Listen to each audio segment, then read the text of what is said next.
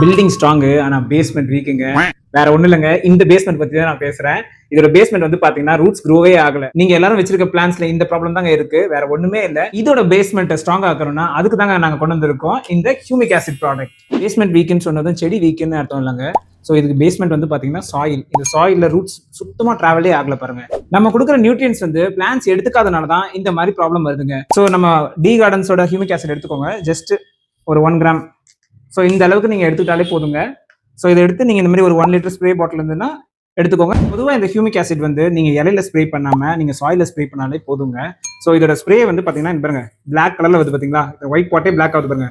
So இந்த மாதிரி black கலர்ல வரும். ஸோ மண்ணுக்கு தான் கொடுக்கணும், நீங்கள் பயப்படாதீங்க. பிளாக் கலர்ல வருது, அது வேற ஒன்றுமே இல்லை, கரைஞ்சு நல்லா அந்த நியூட்ரியன்ஸ் உள்ள போகுது.